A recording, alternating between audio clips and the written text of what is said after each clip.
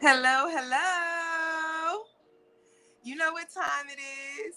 It is Chitter Chatter time. Come on in. Let me give y'all some time to get in. Alexa, volume 6. It is episode 48, ladies and gentlemen. I am your host, Unique Woman of God, actress, model, poet, instructor, beauty school owner, model school owner, teacher. Ladies and gentlemen, we are here for episode 48. Much is required. To whom much is given, much is required. Ladies and gentlemen, you can't just go after tasks, go after challenges, and not expect things to cost you. It costs to be the boss. Ladies and gentlemen, we're going to have Miss Amanda come in later on, and she's going to speak from the perspective of an entrepreneur because so often we think it's so easy to be a business. Alexa, volume 4. We think it's so easy to be a business owner. It's just easy to just wake up and be a boss. It's not. It costs to be the boss. You have to know when to step back when you're a boss. You have to know when to allow your team. You have to know to build a team. There are so many things that come with being a boss, and we are speaking about it tonight, ladies and gentlemen. First things first, you know what we're going to do? We're going to mix our drink. And I've been doing this thing lately where I've been just going in the store and seeing what's to pick from, because if you can drink the same thing your entire life and never try nothing new. So I've been going and experiment, and today I ran across this cute little number, came with the mixer. This is Azteca. I like the way I said it the first time. Azteca Azul tequila. My finger done got stuck in the box. Oh my gosh. Already time to slow down. I ain't even got started yet. Well, you gotta taste it. So I did a little test shot. This will be drinking tonight. Azteca Azul. And it's a good one. So what we gonna do is I'm gonna go ahead. I'm gonna chill and put the ice in here first.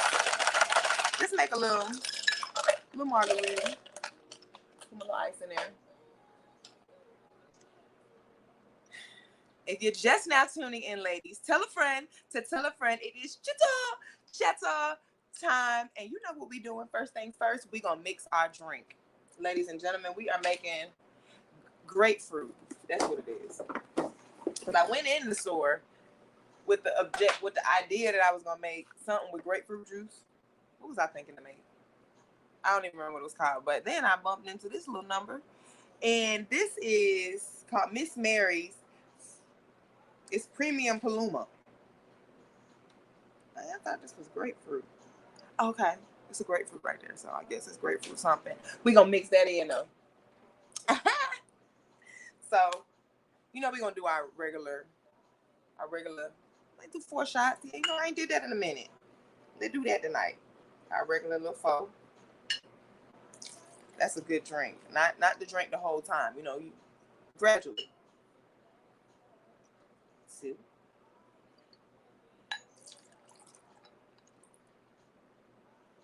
Let's do 3. We ain't gonna do 4 today. That. Yeah, we gonna do 3. We gonna just do 3 tonight. And that's a well, no, I took a little bit before. That's not that. The bottle's still good. We are mixing our drink, ladies and gentlemen. And it is International Women's Month. So all month we have been honoring beautiful Black entrepreneur and beautiful Black women in the Black Girl Beauty Group. So if you have not joined the Black Girl Beauty Group, please do. Send me a message. Send Miss Amanda a message so we can get you in there, because we need you to be in there, because that is where we connect. That is where you keep up with what's going on with Miss Amanda Manigault. That is where you keep up with our continuing education classes, our model classes, model aerobics, hooping, because we're hooping for a healthier lifestyle, ladies and gentlemen. And our hoop challenge is going so amazing. I have started doing I should have did this. I hate when I forget to do this. I have been doing the stories of the Bible just to give me something to do while I'm hooping, and it makes time fly by. And I just finished up, ladies and gentlemen, if you've been tuning in, I just finished up the story of Samson, which is a great story, by the way. If you have not, it is a story about arrogance. And it really goes with what we're talking about tonight because it costs to be the boss. The first Bible story I did was the story of Joseph. And the second story I did was the story of Samson. So if you go back and catch those on our YouTube, let's see how much we're going to do with this. Dang, I didn't even check how much was in there. We're going to fill this up. Okay. So the story of Joseph, like I was saying,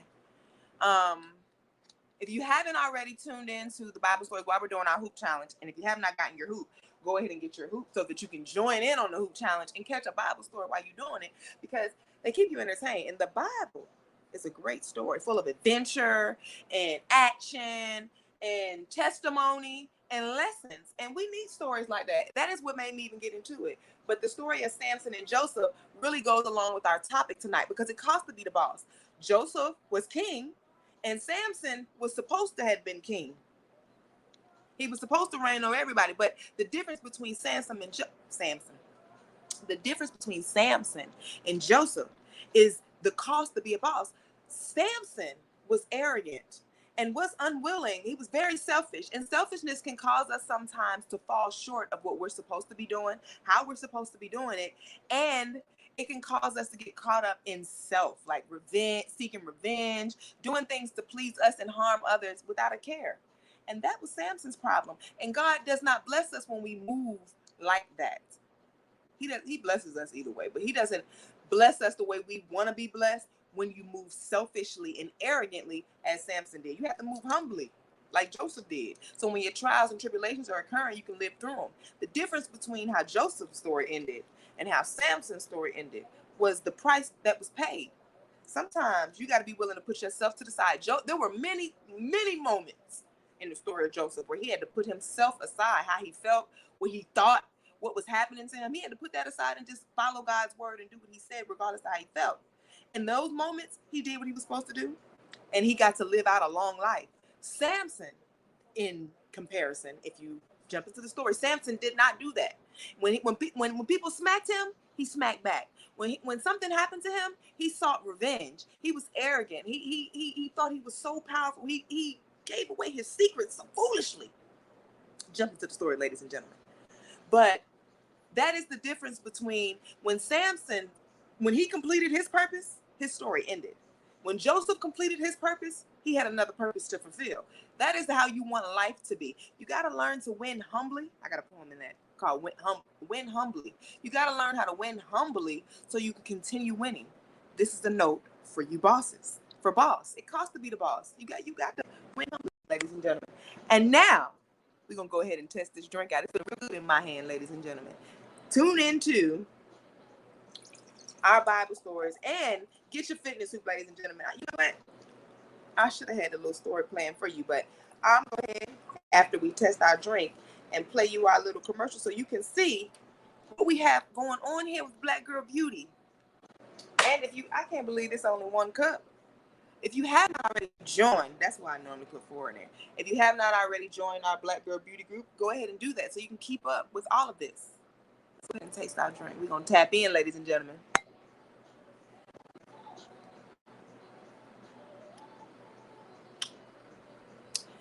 I don't know if it's the grapefruit mixer or it's the grapefruit mixer. It has to be, because I don't even taste the 3 shots that we just seen in here. Ladies and gentlemen, if you're just now tuning in, tell a friend to tell a friend. It is Chitter Chatter time, ladies and gentlemen.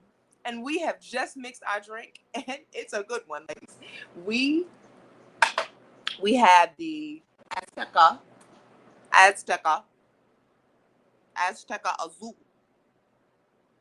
And I think today's St. Patrick's Day. Do I have one in it? I don't have one in green. Oh, I do got on green. I had it on all day. Didn't even know it. This is what we're drinking. That went down wrong. The Azteca Azul mixed with whatever this is amazing, because I can't even taste the Azteca Azul. But ladies and gentlemen, we are at episode 48 of Chitter Chatter, and we are speaking about much is required. When you decide to embark on certain journeys in life, when you decide to take on certain careers, when you decide that this is who I want to be, I want to go to the next level in life, I want to be where I'm supposed to be, you have to know it's going to come with some sacrifices. You have to know you're going to have to set yourself aside in certain times and instances, because it's not going to always be about you. And this is conversation that we need to have in our community, because it's not taught to us. We aren't taught about elevation. We aren't taught about being a boss. We all just want to be boss. But you got to understand, one of the most important lessons you'll learn about being a boss is knowing when to step back. You have to know when to step back and allow your team to be a team, and allow your players on your team to play their role. A lot of times when it comes to building a business, building a team, many teams and fail simply because everybody wants to do everything and no one wants to do what they need to do. And I just recently stepped into the Lord of the Rings. For you Lord of the Ringers, I love it. I'm into it. I just jumped into the Hobbit. But one of the most important messages that I learned from the story of the Lord of the Rings, if you are a Lord of the Ringer, tap in. Everybody wants to be Frodo. Everybody wants to be the Lord of the Ring. Everybody wants to be the one who gets the glory of having the ring and being king. Nobody wants to be Sam. Sam, ladies and gentlemen, if you've seen the Lord of the Rings, Sam was the most important character. Had Sam not been there when they caught Frodo in the midst of when he was down and out and he wasn't with Sam, they would have got the ring right then.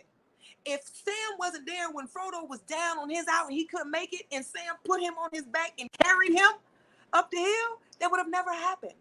And Sam, let's be clear, Sam never folded. Sam was about to drown himself because he didn't want Frodo to leave him. Ladies and gentlemen, every team needs a Sam. And what I will say about a boss, a Frodo, you have to recognize when you have a Sam. There were moments in that story where Frodo kind of flipped on Sam. And I was like, come on, you don't do Sam, because Sam was holding him down and he didn't have to from the gate without question. As a boss, you have to recognize those people on your team. It costs to be the boss, ladies and gentlemen. To whom much is given, much is required. That brings me to the topic of conversation that even brought about this topic.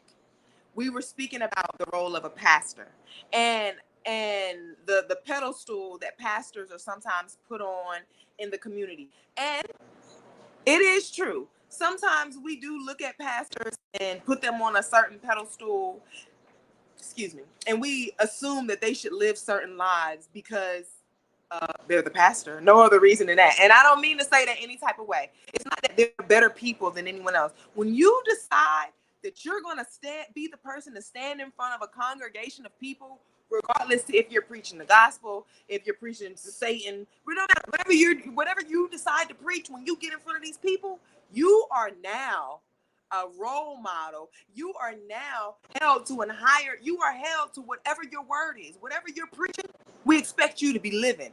Whatever you're out here telling us we need to be doing, we expect you to be doing that. Not because you're perfect, but because that's the message that you're trying to get across. The best way to teach is by doing.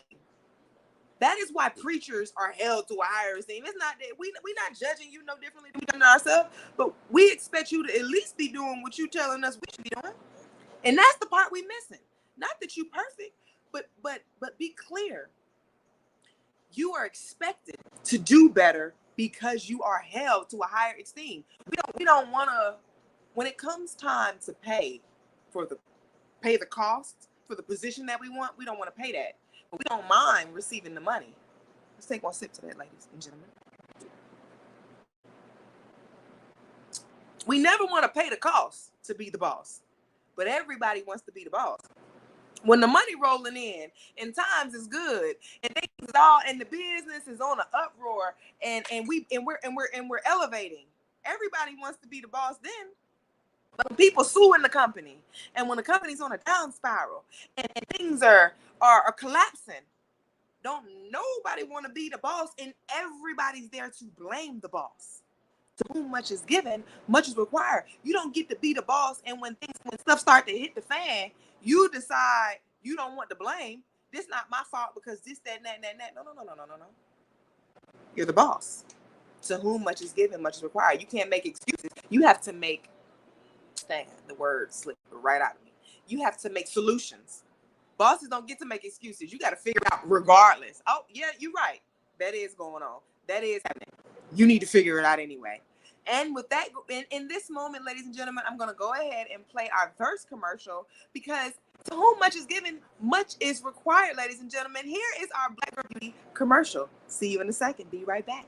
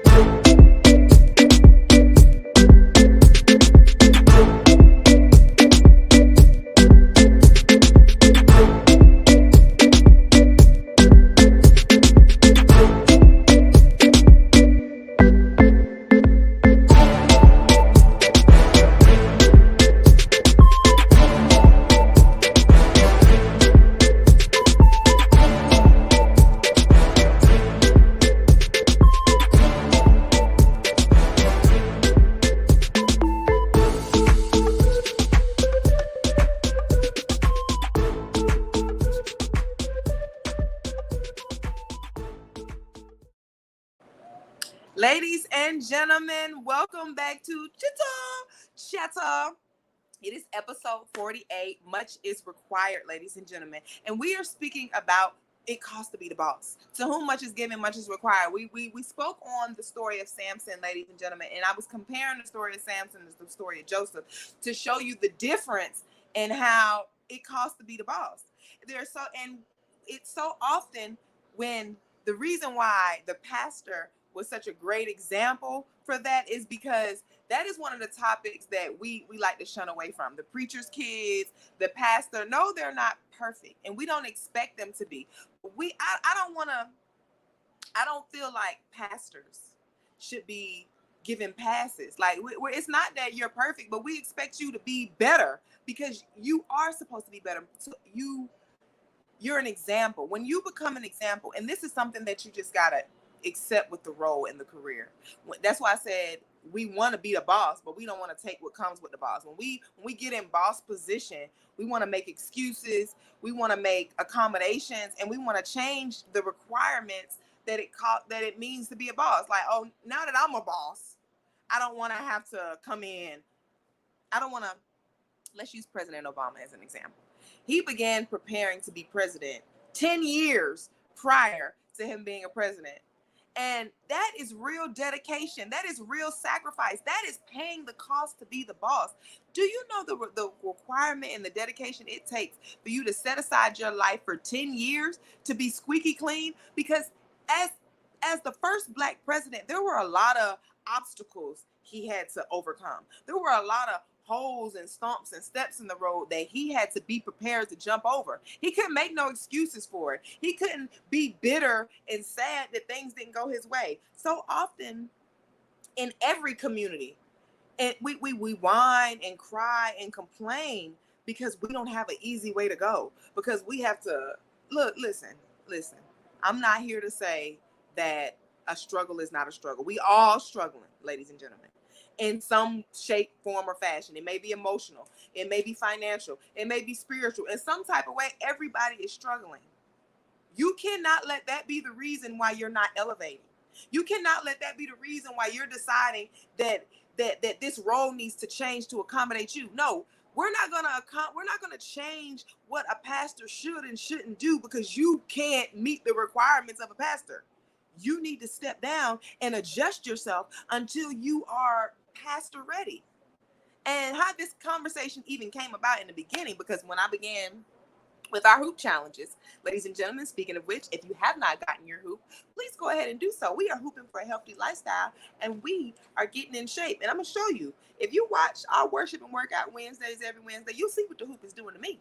And a year ago this time, maybe a year and a half ago this time, I couldn't even hoop at all. Now I'm up to 20 minutes. I did 20 minutes yesterday on Worship and Workout Wednesday. Ladies, these fitness hoops are in shape. But the way that while I'm doing my fitness challenge, I tell a Bible story, like I said. me getting into the Bible and digesting these stories, I'm really starting to see like the difference in the bossage. Like Samson was a boss. I'm not gonna take away from his bossness. He was a boss and he did boss things. And he had a powerful, powerful tool. That's why I'm telling you, to whom much is given, much is required. Samson was given a strength that no other man had. Because he was given that strength, he was required to handle it a certain type of way. If I give you the most powerful strength in the world, you can't be out here just smacking people because you can. Yeah, you can smack this person. And if you smack them, there was a point in the story where he took the jawbone of an ass. And ass is a donkey. He took the jawbone of an ass and slew 10,000 people. A bone. To whom much is given, much is required. Somebody give you that type of power. You can't be out here smacking people just because you can. You are on, it's like what Mr. Miyagi used to say on the Karate Kid, jump to a whole other topic. You are only supposed to use karate as a defense mechanism. You don't just be out here beating people up because you can. That's not what you're supposed to do. But however, we are human. We make mistakes and we do what we want to do. When you do that, you fall. You fall. Samson fell, ladies and gentlemen. Jump into that story. You'll see to whom much is given, much required. God ain't going to just beat you down. And jump into it, because Samson had a couple signs as well. When you're on the way to bossage, there are going to be signs to let you know sometimes that you're going down the wrong path. As a boss, you got to know to recognize the signs. You have to. That's why it's important to educate ourselves. It's important to have a mentor. It's important to have these conversations. In Black Girl Beauty, we speak about the importance of having a mentor. And when you're on the way to be a boss, ladies and gentlemen, you have to jump into that. Don't go at it alone. Don't decide that you want to take on building your brand, building your business, being your own boss, and you don't have someone that you can go to when you run into questions. Ladies and gentlemen, we're going to take one sip to that. In business, in owning your own business and entrepreneurship, on your way to be a boss, having a coach, a mentor, having someone you can speak to that has either already been where you're going, they need to know. You don't want nobody that look two blind mice can't lead each other nowhere but to the wall. You need somebody that has been where you're trying to go and has succeeded, and they're trying to help you succeed, and they have the evidence. That is why a business coach is so important. You want to be able to speak and be like, you know what, this happened while I was building my brand. This happened to me today on something simple as paperwork, because these are conversations we don't have often in our community, but they need to be had. When you're building your business and building your brand, you have to do things such as paperwork. You have to build your business. You have to do things for your employees. Let's say you come across a question. You want to be able to come to someone and be like, hey, I was doing some paperwork today, and I have a employee that has this particular situation. How do I handle that in my business? This is a simple business question. You need somebody you can go to and ask that question, because if you don't, you can spend weeks, years trying to find out the answer to something that you could have just simply asked somebody. And that is something that often happens in our community as well. And this is for the seasoned ladies, for us unseasoned ladies. You seasoned ladies, be willing to share the information with the unseasoned. You seasoned ladies, be willing to share the information with the seasoned ladies. Don't be intimidated. Don't be so intimidated by each other that we can't. Hey, Daddy. My dad stepped into the choir. He said, I'm preaching to the choir. It's good to have you here, ladies and gentlemen. Don't be so busy trying to hold each other back that we can't share information. If we only knew how powerful we could be if we just share information. It's simply, girl, I went to the store the other day and I got a flat tire because I fell into that pothole that's right in front of Giant. I don't know why I said Giant. I'm talking to my dad. Right in front of Kroger. And you like, oh, dang, it's a hole in front of Kroger. So you know what's going to happen? When I go to Kroger later on, I'm going to look for the hole. Therefore, if it's really there, I won't catch a flat tire like you caught a flat tire. And I use it as an example because so oftentimes in our community, the reason why we don't share information is not even necessarily about anything other than I had to get a flat tire and I had to figure out how to get my tire unflat, and then nobody helped me. So you got to do the same thing. that is an attitude that holds so many of us back. The fact that I had to struggle, you need to struggle too. No, I'm not going to help you out so you can have it easier than I had. I had to go through it, so you should go through it. Ladies and gentlemen, that is a it's an ugly attitude. I'm gonna say that. That is one of the ugliest attitudes to have. Somebody need to suffer because you suffer. Somebody need to go through some pain because you went through the pain. I understand life is hard. Like I said earlier, everyone is struggling and everyone has something. It is a blessing to be a blessing, especially in business. These are lessons of a boss, ladies and gentlemen. To whom much is given, much is required. You have to be willing to set yourself aside and help others so that you can grow. Because let me tell you about this, and this is another boss tip. When you help somebody in business, in life, not even just business, let's step outside of business for one quick second. We're going to jump back into it. When you help somebody just in life, that tire situation, you helped her avoid getting a flat tire. You know what she going to do? Girl, you won't believe that was right there. I almost fell in that hole. Had you not told me, I would have got a flat tire. So you know what? Now that person and subconsciously is looking for a reason to bless you back because you bless them on something small like that. And you never know when you're going to need that blessing to come through for you. Ladies and gentlemen, bossage. These are boss notes. When you're on your way to be a boss, you have to be a blessing so that others can be a blessing. Sometimes you bless somebody so that they can bless somebody and that blessing come back to you unbeknownst to you. Be a blessing so that you can be blessed. It's a blessing to be a blessing.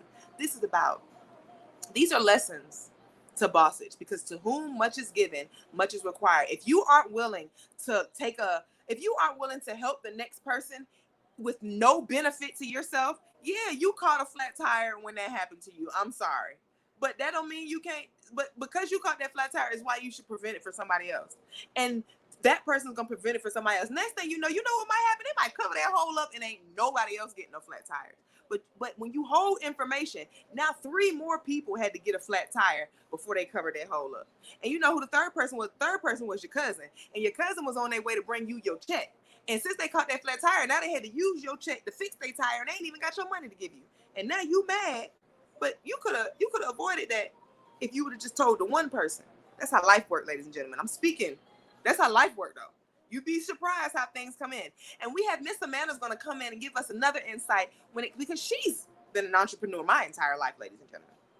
I know there are some sacrifices, some things that occurred in her life that she had to overcome in order to be a boss.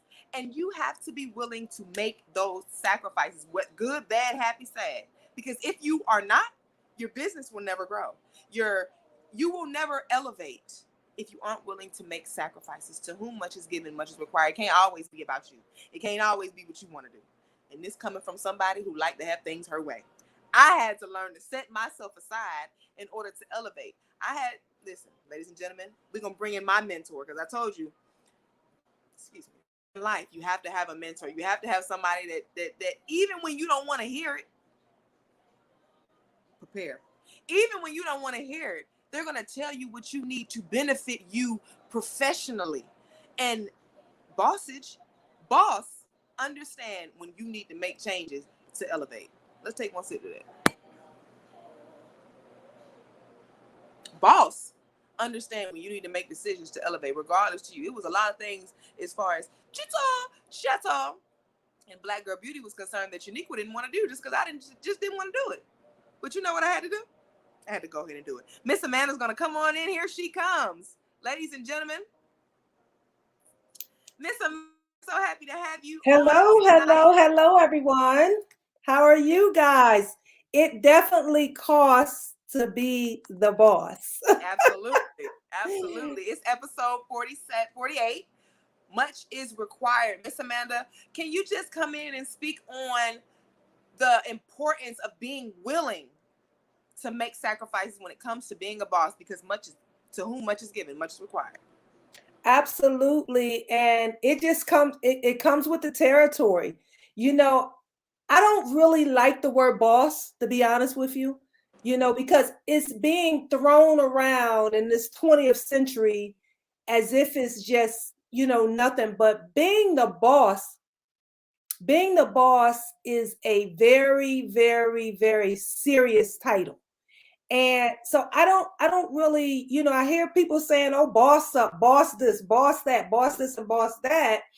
But a lot of people aren't willing to really, really step into the responsibilities of being a boss.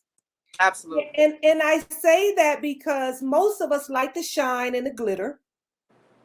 But when the heat comes down and things get tough and the room gets dark and the boss is sitting there all alone trying to figure it out, then people don't want to be the boss anymore. In fact, you find a lot of people changing careers because they'll blame it on the industry, or they'll blame it on, oh, this is saturated and that's saturated, but really they're running from those boss responsibilities.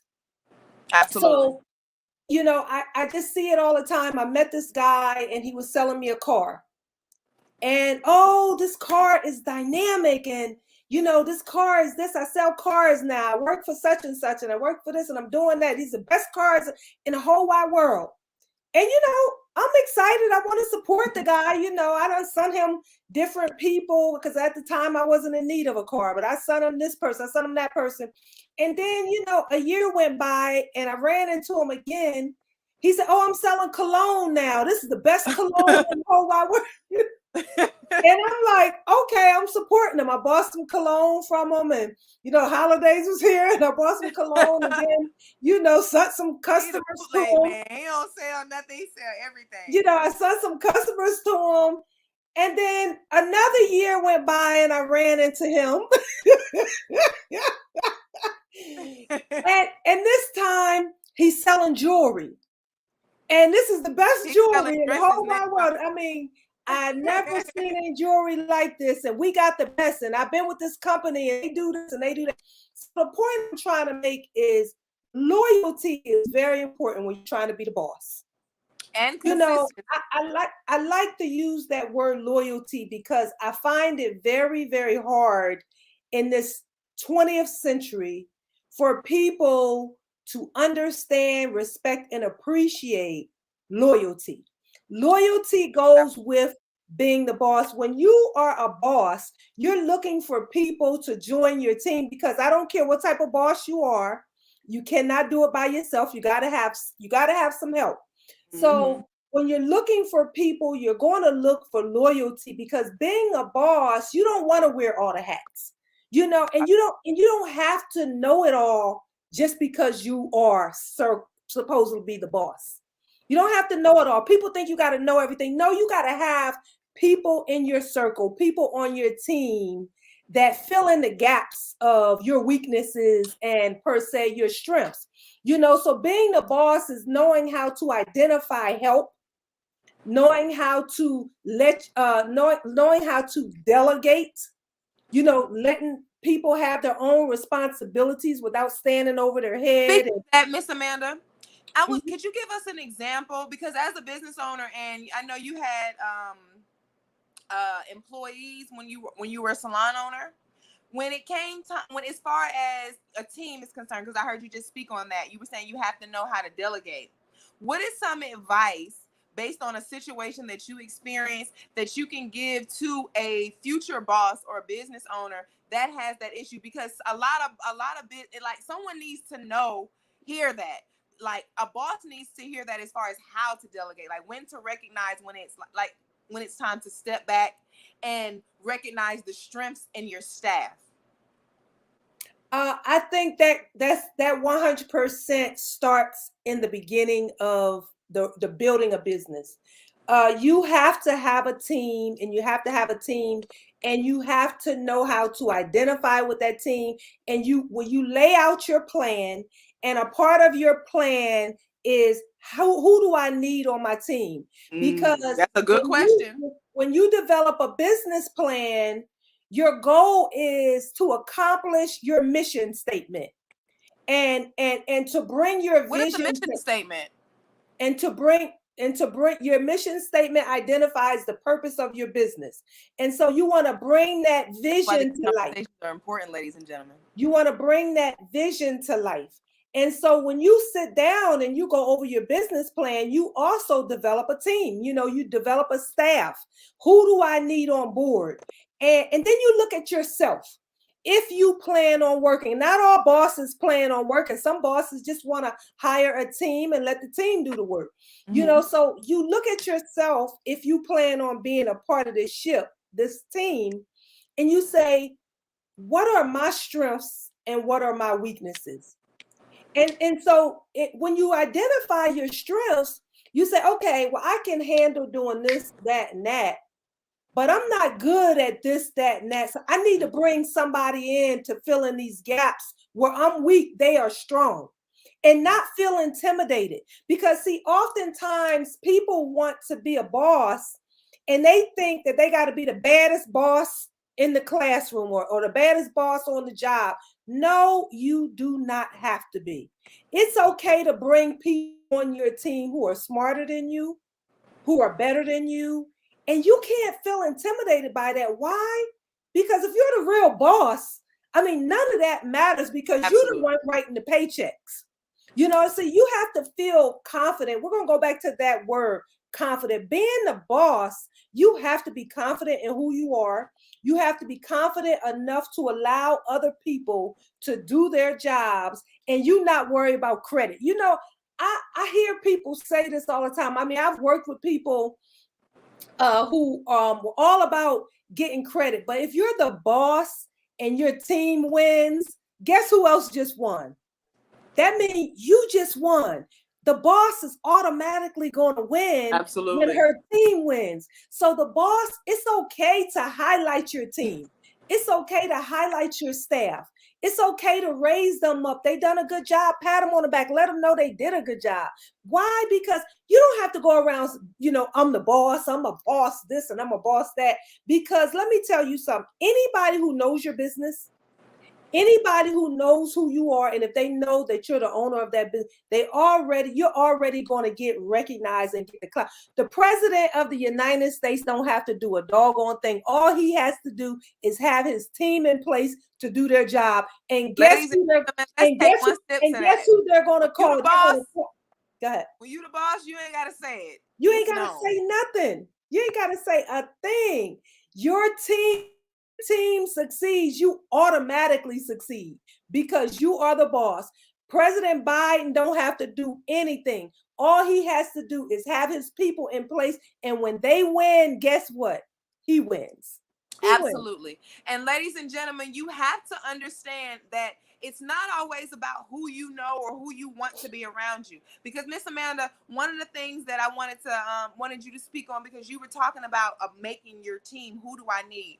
One of the biggest problems that a lot of business owners and entrepreneurs run into, I feel like, when they're building a brand and building a business, when they're building their team, instead of looking for people that they need, they just put people in place that they have.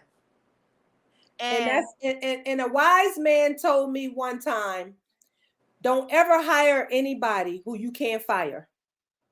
And it's Amanda. That's it. I was on my way there before you came, and we on a roll. I feel you. Okay. So when you say don't ever hire someone that you can't fire, what do you mean? Because you can fire anybody, but what are you really saying when you say that? Because what I'm really saying is, you just said people put people in positions just because they're around them or somebody they have, yes, or whatever. If I put my sister in this job or my brother in this job just because I want to help them, they may not be qualified or they may not be the perfect fit. But because that's my brother or my cousin or my niece or whoever, and I'm just trying to put them in this job. But then when they begin to fail or they don't do the job properly, it's going to do what? It's going to affect my business. It's going to affect my bottom line. It's going to affect my revenue. It's going to affect me overall. So what happens then? Am I going to keep them on the job just because this is a boss? This is a boss note, ladies and gentlemen. Am I going to keep them on a job just because it's my brother or my cousin or my sister or whoever? Or am I going to be a boss and go to them and let them know, I'm sorry, I tried. This isn't going to work. I need to bring somebody in who's qualified and who's willing to do this job 100%.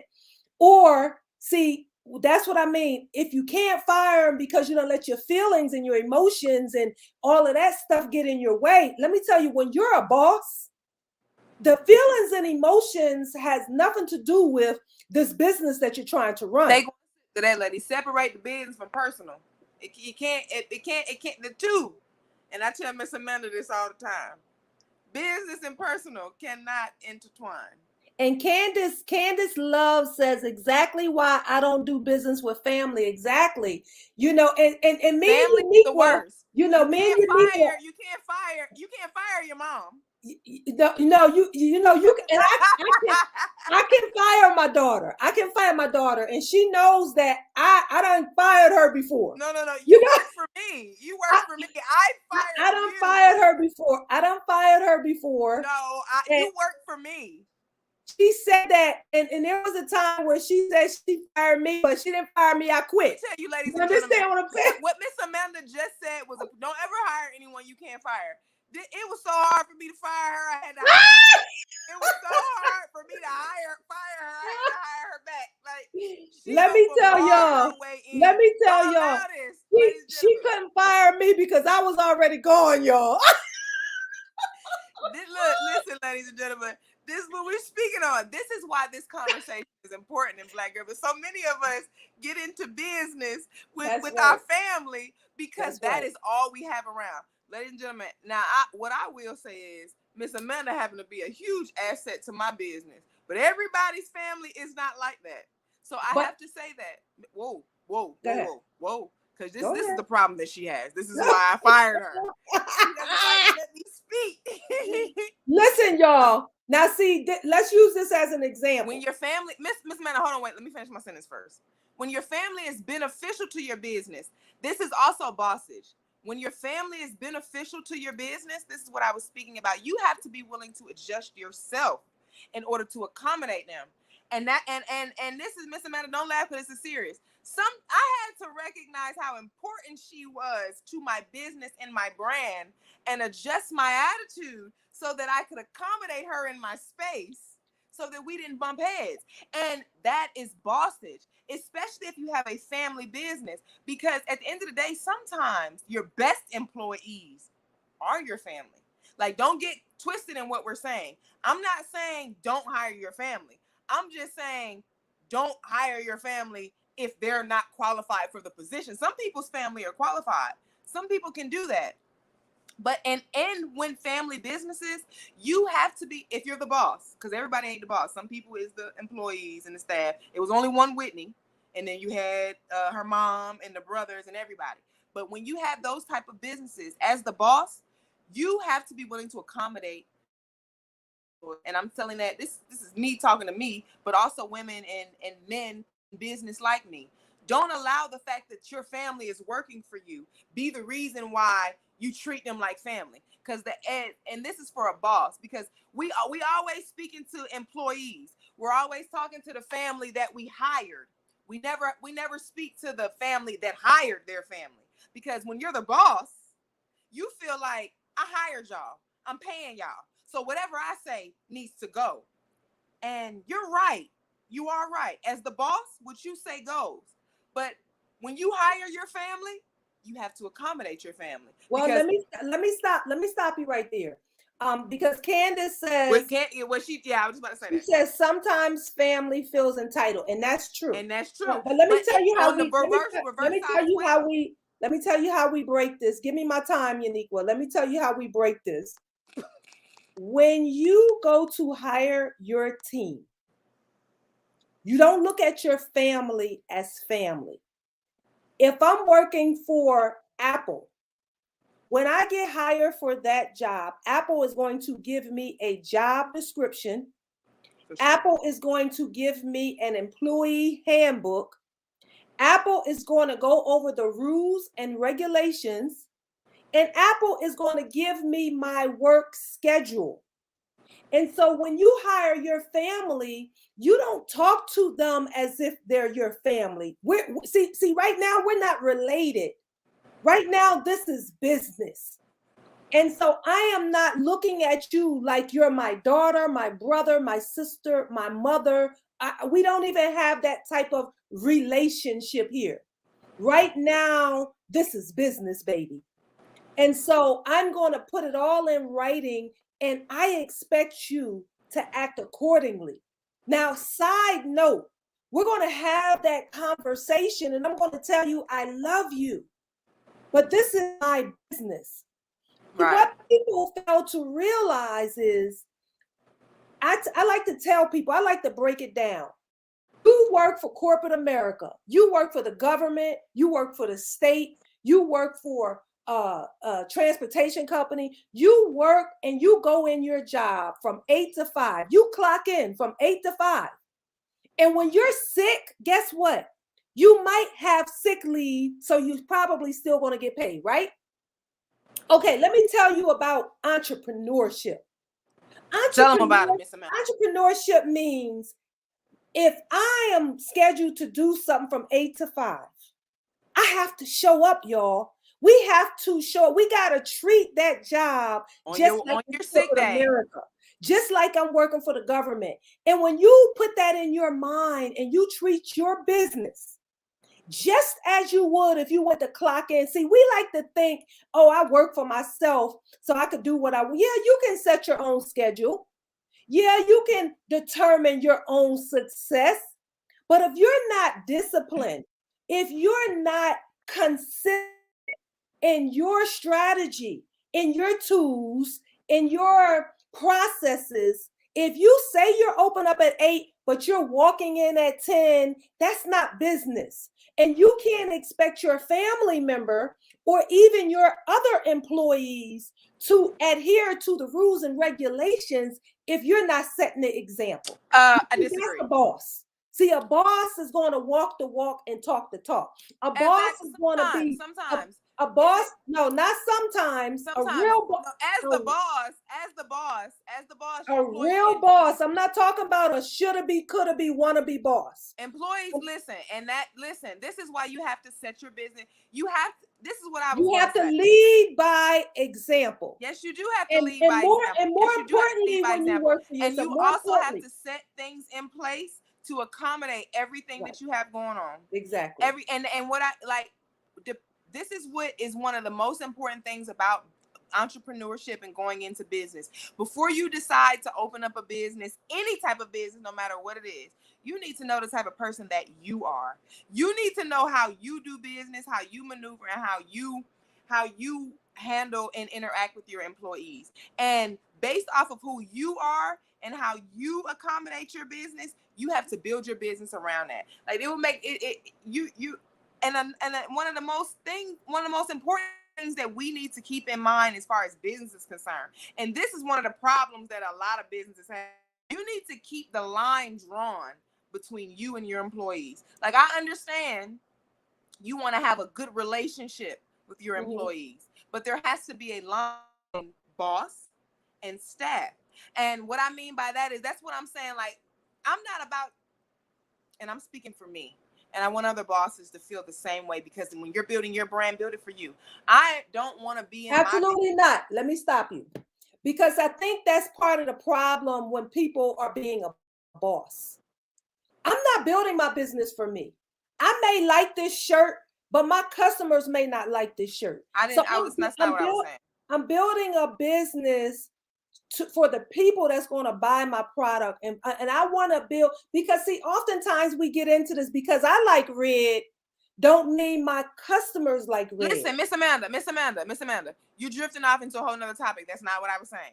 Okay, then what? I was speaking about employees and boss, not the customers. You're building your business for the customers, yes, but your staff, your team. When I say build your business, I'm talking about the way you're building it on the inside, not the outside. When you're building your team, there needs to be a line between you and your staff, because absolutely, of course, yes. Whoa, wait 1 second. Wait a minute. Staff, Miss Amanda's a staff. We are on my time. Can I talk? I have the floor. Your staff cannot do everything that you can do. And that has to be understood. Well, that's not always the case, though, is what I'm trying to say. No, that's the case. No, it's not. No, yes, it is. Yes, it is. You're the boss. You write the checks.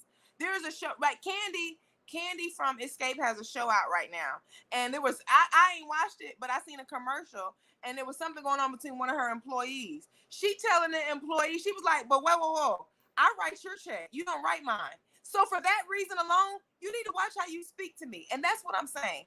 I'm not saying come into your business late, but what I'm saying is you could come into your business at 10. Your employees still need to be there at 8. And that comes along with the way you build your business and build your brand and separating yourself from your employees. That's what I was saying. I'm not saying that your business and your target audience isn't who it is. I'm just saying you need to not be so friendly with your employees that they feel like they can speak to you any type of way, that they feel like they can treat your business as, because that's a problem in our community. We have our businesses are not professional enough because we are not professional enough. I don't care how we interact on a friendship tip, but this business is not going to be unprofessional. As your boss, when I come in, hey girl, don't hey girl me, Miss Amanda, Miss Uniqua. Yes, let's keep those. But see, I think it's a respect thing. It all starts from the way you lay your foundation. Exactly. From the moment you hire your team, your staff. Exactly. That's what I was saying. You lay the foundation down, you give them the business plan, you give them the handbook. Because I agree with you, whatever time I walk in that business is not your concern, because I don't have an appointment. I may not supposed to open up at 9. In fact, I don't have to show up at all if I choose not to. So don't look at me. None of this has anything to do with me. I'm talking, the foundation of your business is set from the beginning. And if you do not set it in place in the beginning, you will create problems that will be hard to break, and it will cause bad relationships. And 9 times out of 10, you'll end on a bad note. So that's why, and that's just a part of business. People have to understand business is not a game. This stuff is real. And if you don't work, if you don't, you want to pay, it costs to be the boss, like we said. And if you want satisfaction, if you want success, you've got to set these processes, these strategies, the right tools. You have got to have this stuff in place from the beginning, and then you build. It's constant. You got to constantly build. You have to constantly create and innovate. You have to constantly keep up with everything that's going on around you. You have to know who your competitors are and what they're doing. Some people like to say, well, I don't care what someone's doing. I don't care. You need to care. If you're running a business, you need to know what your competitors are doing, how they're doing it, why they're doing it, and when they're doing it. This is a part of being in business. McDonald's ain't gonna get no hamburger, and when you think Wendy's ain't gonna get a new one too. If Popeye go get some chicken, you best believe Chick-fil-A gonna get it too. So they keep up with each other. That's a part of business. Absolutely. Ladies and gentlemen, when it comes to business, you have to be mindful of what it requires to elevate. Because one thing about business, one thing about being a boss, one thing about life, it's always going. It never stops. It's continuously moving and keep going. You have to be willing to do what you need to do to elevate, to keep moving forward. You have to separate from who you need to separate. You need to stop going where you need to stop going. You need to go where you need to go. You need to start doing what you need to start doing. And that brings me to our poem of the day. Ladies and gentlemen, elevation. Because elevation, I'm going to start telling the poem, but it's a requirement as far as being a boss. You have to be willing to make sacrifices in order to elevate. You have to be willing to put in the work in order to elevate. You have to be willing to take a moment and dissect what it is that you need to be going and where you need to be doing, what you need to be doing. Poem of the elevation. day. Elevation requires separation. And separation oftentimes means isolation, because sometimes you need to be alone to figure out your proper placement. When you're really trying to elevate, there's certain things you can't do, certain places you just can't go. And when you're all in the mix, some things you just won't know. But at some point in life, you have to decide it's time to elevate. It's a sad story when we wait after years of giving desires and wants are chased, and then our lives begin to shake. Everything hurts and irritates. We see all the time we waste, and we're frightened at the challenge to escape and elevate because we see all we need to change. And you're gonna have to change to elevate. It won't be easy. There will be trials and tribulations, but don't let that stop you. Proceed to elevation, truth be told. Ladies and gentlemen, that was our poem of the day, Elevation. When you're in business, when you are a boss, you have to understand things are continuously changing and growing and grooving, and you have to be willing to make sacrifices in order to elevate.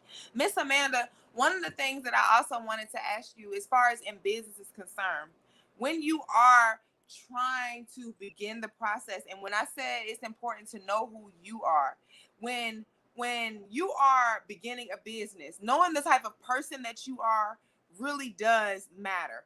And building your team, knowing the type of person that you are. What advice would you give to a new business owner when it comes to building your business around your lifestyle? Because they're going to be sacrifices you have to make. Like, you were a single mother and a teenage mother when you began your business. Like, what is some advice you would give to someone? Because excuses can't be made if you want to reach the next level. I would say, number one, stay the course.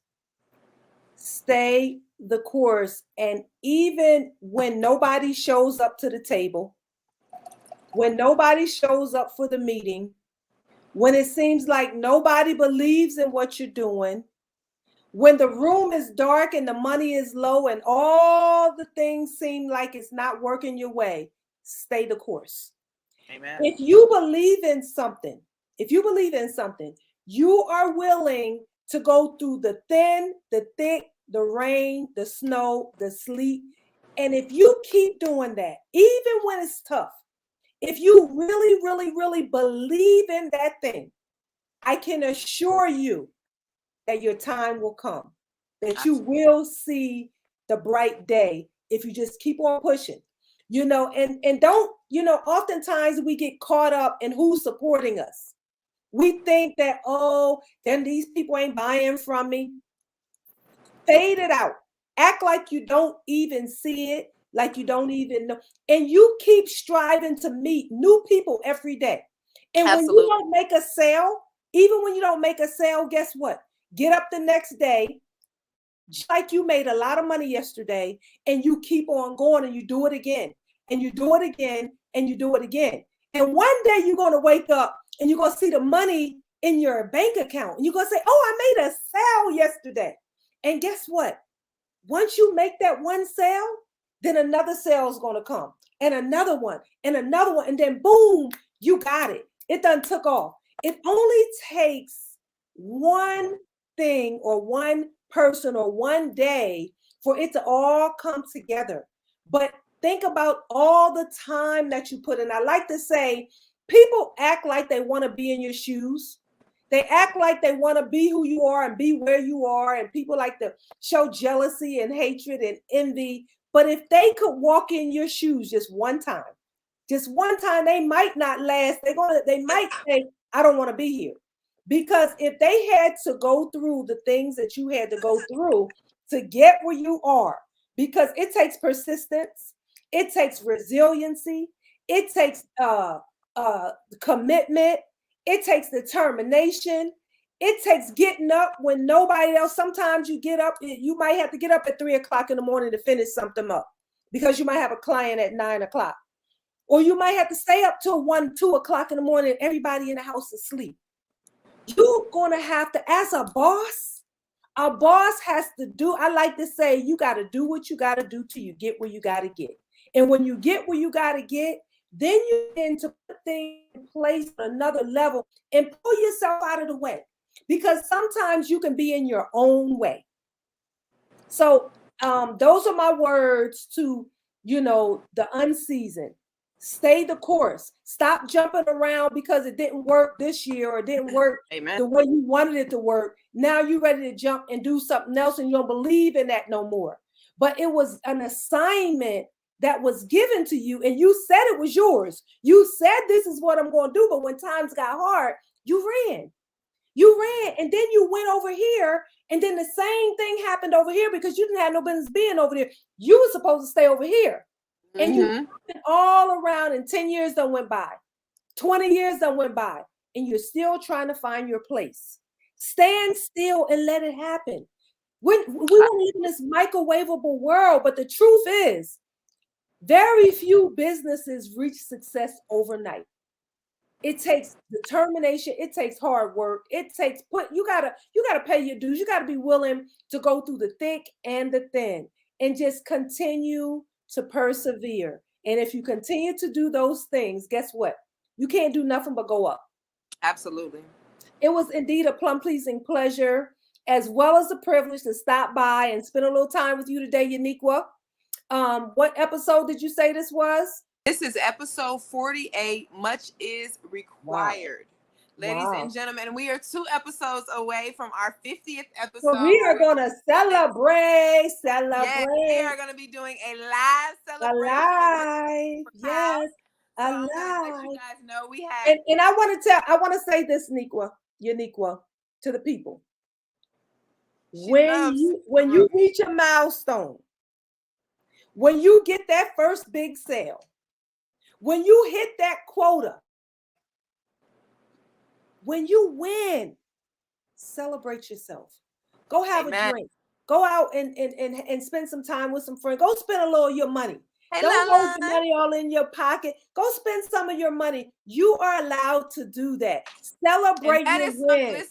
Listen, ladies. As boss, we have to know that we can do that. That is something that I struggle with, celebrating myself. I cross milestones often and just be like, oh, this happened today. And oh, this happened. No. As beautiful Black boss women, every time you accomplish something, celebrate yourself. Every time you do something that you didn't think you could do, or you had to put in some work to do it, celebrate yourself. It's not arrogant. There are words that were used to hold us back from the beginning of the day. I'm talking about arrogant, aggressive, emotional, mean. These were words that were used to make us feel less than, to make us feel like we shouldn't be doing. We shouldn't listen. You deserve to celebrate yourself at every moment, and I don't care who need to tell you. Don't let nobody do it. I like when I talk like that. Don't forget that it's okay to pump yourself up. It's okay to market your brand. It's okay to promote yourself. It's okay. You don't have to wait on somebody else who knows that you're doing a fantabulous job and have never said it to you. You don't have to wait on them to pat you on the back. Don't even worry about the people. You don't have to wait on them to pat you on the back. Pat yourself on the back. It's okay to pat yourself. It's okay to make a flyer and say, hey, London, I see London right here. London says, I am your favorite social worker. And I loved it. I loved her quote until the point where it stuck with me. Your favorite social worker. It's okay. Oh, social worker. It's okay to give yourself time. I'm Black Girl Beauty Coach. I'm Amanda Mantle. I'm Black Girl. That's my title. It's okay if everywhere I go, I'm Black Girl Beauty Coach. And don't do it unapologetically. Don't apologize for being who you are. Don't apologize for knowing who you are. And ladies and gentlemen, I'm going to tell you what's the matter? One second.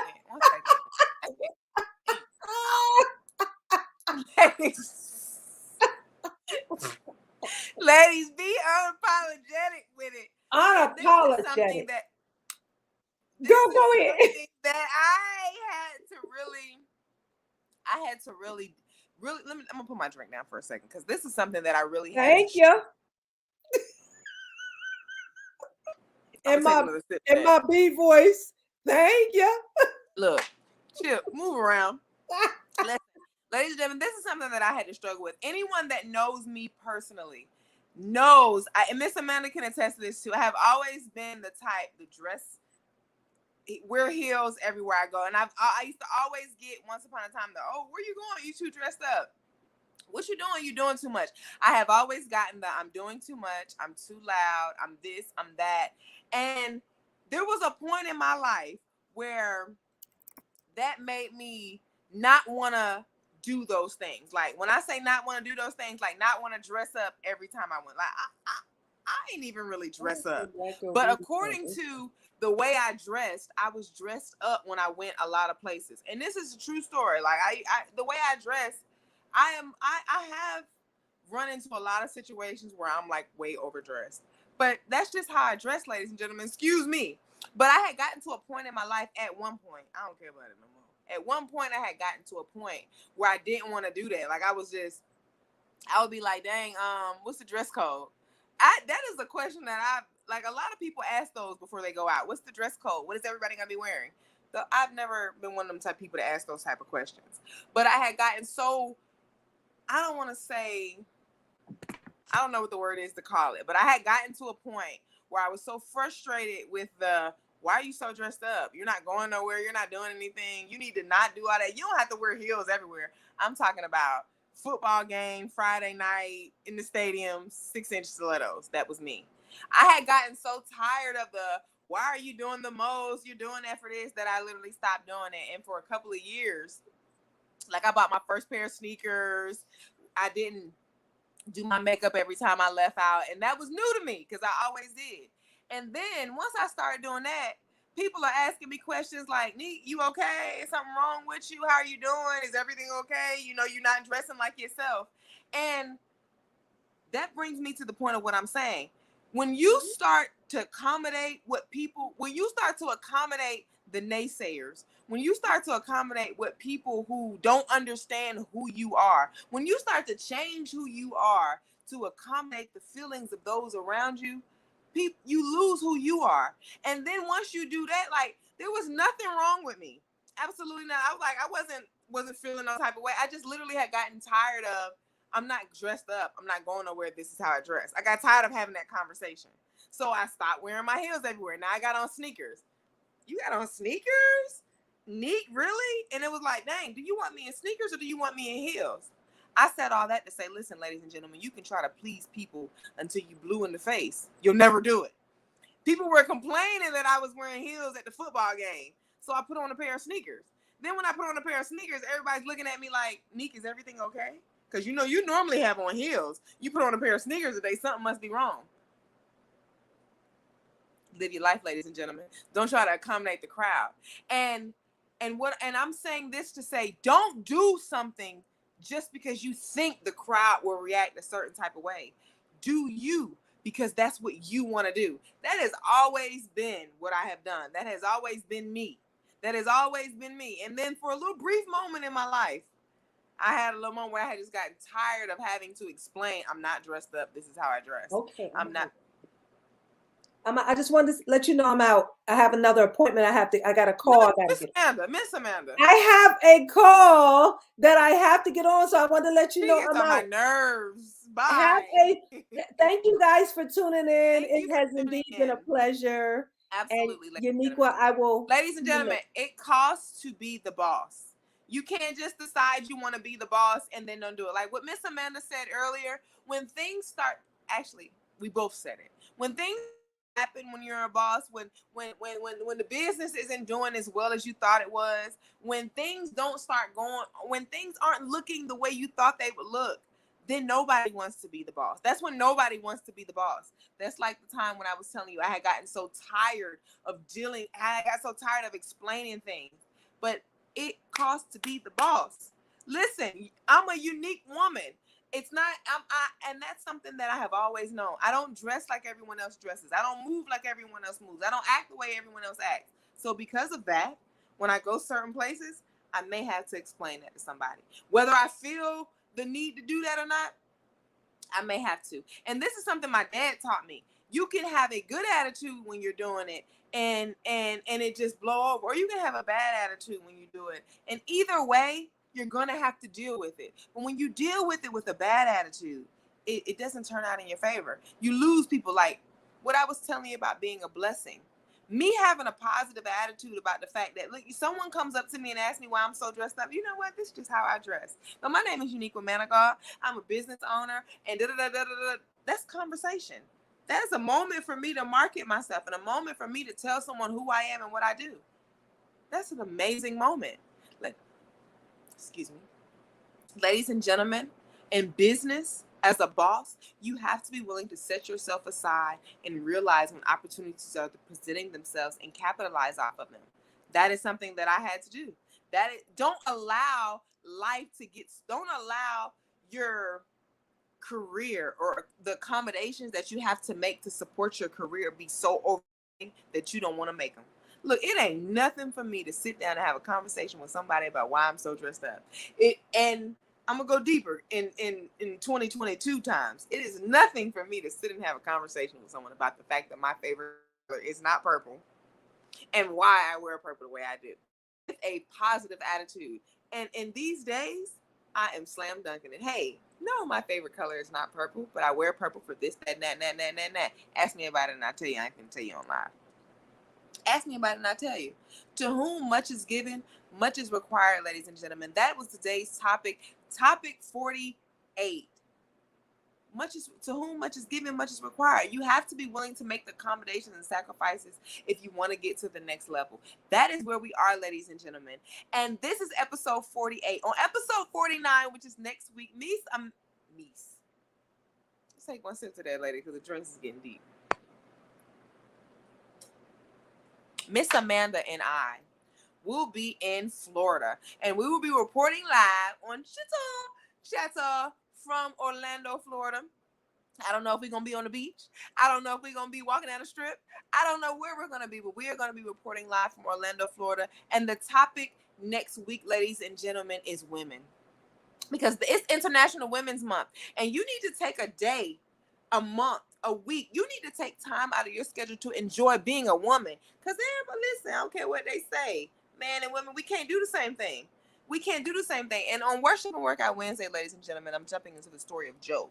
So when you get your fitness suit, you can tune in and jump into it. As women, we need to learn to celebrate ourselves. Miss Amanda was right when she said that. Celebrate yourself and celebrate us. Next week on Chitter Chatter, episode 49, we are celebrating being a woman. We are celebrating being a woman. And we are doing it in Orlando, Florida, ladies and gentlemen. Tune in from the villa because we are going to be tapping into it.